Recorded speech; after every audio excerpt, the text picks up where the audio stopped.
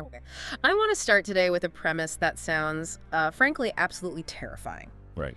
But if our source today is to be believed, it's actually a complete myth. And honestly, it's a myth that I think most of us, have bought into largely because of pop culture. No, for sure. I mean, think about the standard movie depiction of spiritual warfare or like demonic possession. You know the scene. Yeah, I know exactly the one you're talking about. The protagonist is hiding, right? Hiding in a closet, holding their breath, absolutely petrified. They're not saying a word. They're not moving a muscle. But the entity outside, the demon, the spirit, whatever you want to call it, it knows exactly where they are. And not just where they are physically. Yeah. It knows what they're thinking. Yes. And worse, it starts whispering things. It whispers their deepest insecurities. It whispers secrets that only the protagonist knows. It whispers about that one time in third grade or that failure at work last week. And the implication is just terrifyingly clear. The monster is inside your head. It knows what you're thinking right at this very second. And it's 2 steps ahead of you because it has full access to your internal hard drive. It's the classic horror trope. It really is the ultimate violation of privacy. And that's why it works so well in cinema. Yeah. I mean, we can handle physical threats, a guy with a chainsaw, you can run from him. Right. But the idea that your own mind, the one safe space we think we have, the place where we retreat to escape the world, the idea that that's compromised, Yeah. that is the definition of helplessness. It suggests that the enemy is basically omniscient. Exactly. We grow up with this cultural osmosis that tells us the devil, or, evil spirits, they're essentially the negative version of God. If God knows everything, the devil knows everything. If God can hear my silent prayers, the devil can hear my silent feet. Yeah, that's the logic. It's a dark mirror. But here is the question that launches our deep dive today. What if that is completely, 100% wrong? What if the widely held belief that the devil or any dark entity can read your mind is actually a lie that they rely on you believing? And that is the core provocation of the material we are looking at today. And I want to be clear right off the bat. We aren't just pulling this from some, theoretical theology textbook written by someone who's never left a library. No. We aren't speculating. We're looking at a source that is, frankly, pretty intense. We're diving into a video testimony and a teaching from a man who claims to be an ex-high-ranking warlock. And when we say high-ranking, we really need to clarify what that means in the context of this source. We aren't talking about someone who just dabbled with Ouija boards in high school or, read a horoscope once. Not at all. The credentials he lists are heavy. He claims to have spent 25 years serving darkness. 25 years. Yeah. He talks about astral projecting, receiving direct orders to curse specific neighborhoods with poverty and sickness, and this is the part that really made me pause. He claims to have met the devil face to face. The resume of darkness, essentially. And regardless of where our listeners stand on the theological spectrum, whether you're a devout believer, a skeptic, or just someone fascinated by human psychology, what makes this source so fascinating is the transition. He went from being what he describes as a predator, someone releasing fear onto others, to becoming the prey. After his conversion to Christianity, he describes being absolutely tormented by the very fear he used to weaponize. So our mission today is to really unpack the mechanics of this spiritual warfare as he describes it. We want to understand the internal logic of this worldview. How does he link fear to habits? And if they can't read your mind, how do they seem to know exactly how to trip you up? Right. And a quick disclaimer before we go deep. We are here to impartially analyze the claims and the worldview presented in the source material. We're taking his framework and seeing what lessons, what structures, and what logic we can extract from it. Yeah. Whether you accept the supernatural elements as literal or metaphorical, the psychological insights into fear and behavior modification here are incredibly sharp. Absolutely. Because there is a massive aha moment coming up in this deep dive. He argues that what feels like supernatural mind reading is actually just high-level pattern recognition. It's behavior analysis, not telepathy. Which turns the whole power dynamic upside down. It really does. It does. So let's unpack this. Let's start with section 1, the resume of darkness. I think to understand his authority on this subject, we have to look at what he says he actually did. It creates a specific type of ethos, doesn't it? He isn't speaking as a victim who is attacked from the outside. He's speaking as a defector. He mentioned specifically that he used to sit with the devil. Yeah, that phrasing, sit with. Sit with. It implies a hierarchy, a structure. It wasn't just chaotic. He was following orders. He says he was told to plague neighborhoods. That part stood out to me so much. The idea of plaguing a neighborhood. Yeah. He lists as putting spirits of fear, poverty, and sickness into a community. It suggests a strategic deployment of misery. Yeah, not random. It's not random bad luck. Yeah. He's describing a targeted campaign. He talks about astral projection, about moving into these spaces to intentionally lower the quality of life and the spiritual atmosphere of a place. Precisely. And he gives this very brief but very intense origin for his conversion. He says he went to hell and came back, and that's how he got saved. But the really interesting psychological turn happens immediately after he leaves the occult. You'd expect that to be the happily ever after moment. The movie ends, the music swells. Right, credits roll. But he describes a 30 days of torment. Yeah, this was visceral. He says, I used to see the devil, but now I follow a Jesus I cannot see.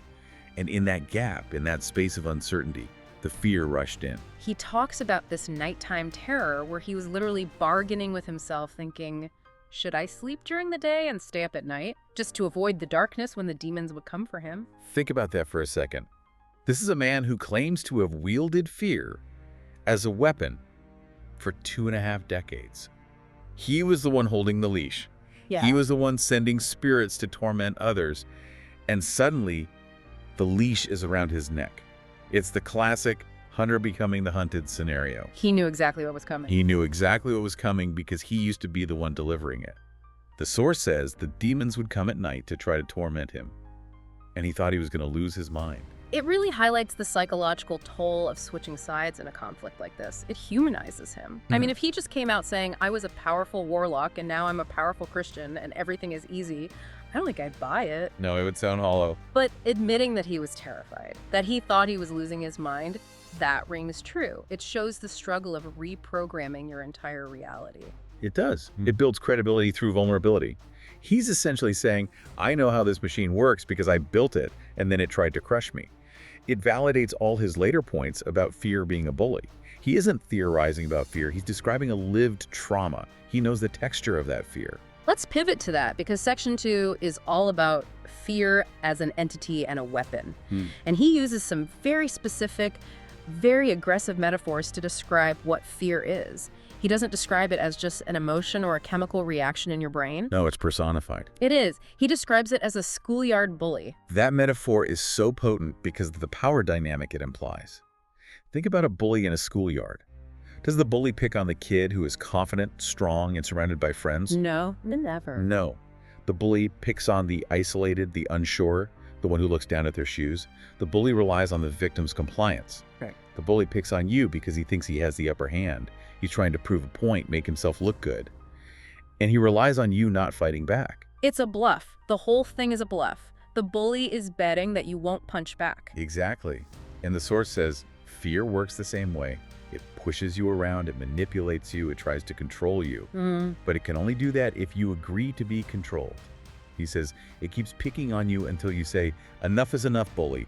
No more. He actually says, I'm giving you an eviction notice. Yeah, I love that. It's time for you to leave.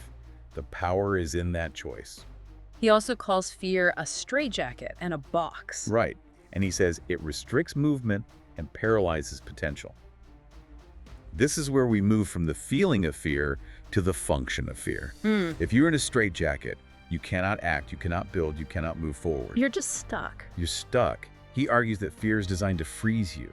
It's not just about making you feel bad, it's about neutralizing your impact on the world. He says in the source, there have been many great people out there today. They can do so much, but they're stuck and they close down and they're shut down and they can't move forward.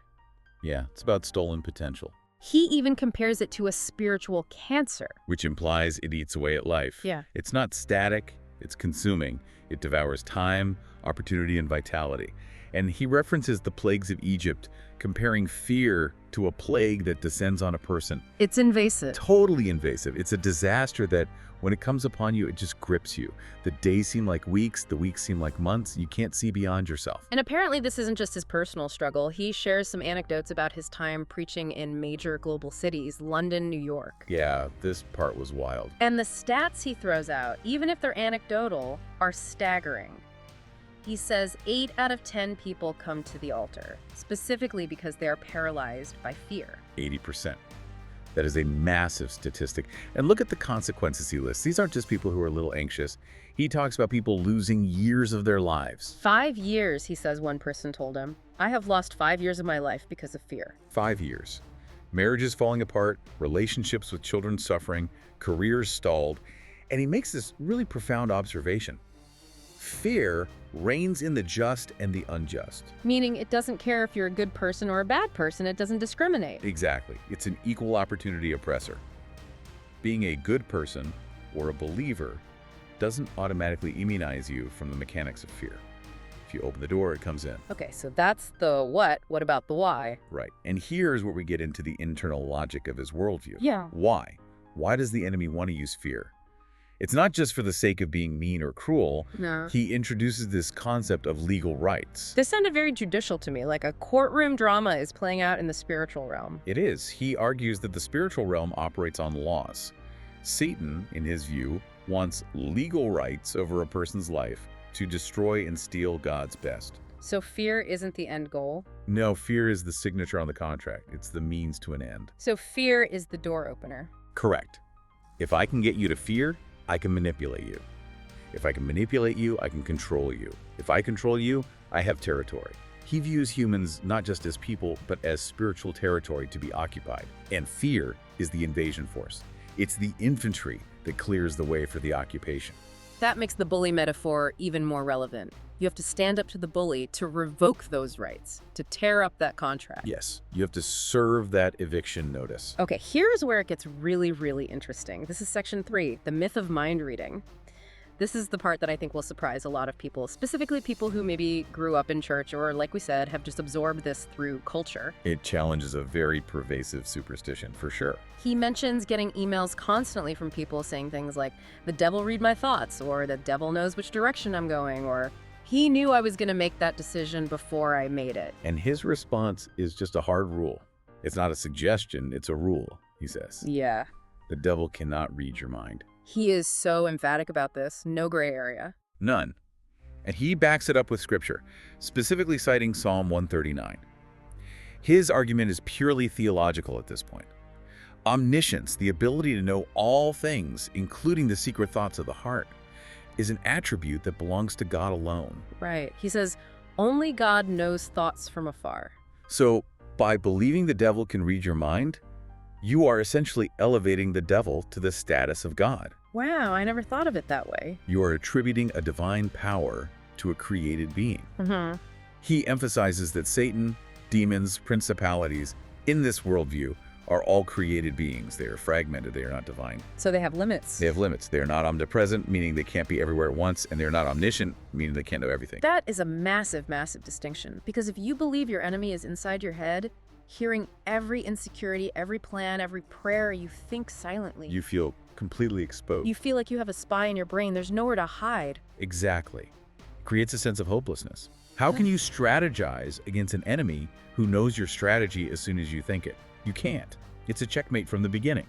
But if you accept the source's premise that the enemy is an observer on the outside, it changes the entire battlefield. Completely. It moves the conflict from like an internal mental invasion to external siege warfare. That's a great way to put it. It's a difference between fighting a virus that's already in your blood versus fighting an army that's standing outside the castle walls. Right. One is a containment issue, the other is a defense issue. Precisely. And for a listener who feels tormented by this idea that the devil knows my heart, this offers immense relief. It reestablishes boundaries. Yeah. Your mind is a private sanctuary that only the Creator has access to. The enemy is just a peeping Tom. A peeping Tom trying to look through the window, but he can't actually come in unless you open the door.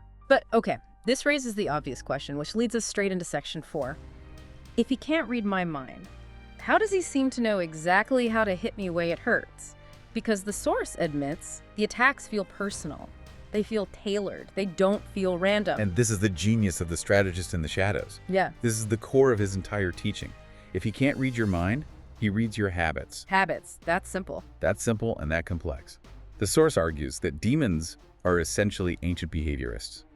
They have been studying humanity for thousands of years. They've seen it all. They've seen it all. They study your specific behavior, They watch your family patterns, they watch your emotional reactions, they listen to the tone of your voice, they watch your facial expressions. So it's Sherlock Holmes. It's cold reading. They're just making deductions based on observable data. It is cold reading on a supernatural scale.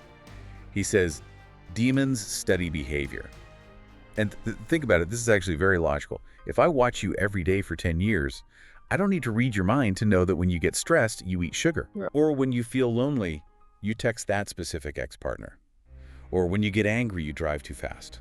I don't need telepathy to predict that. I just need data. I just need to have been paying attention. Exactly.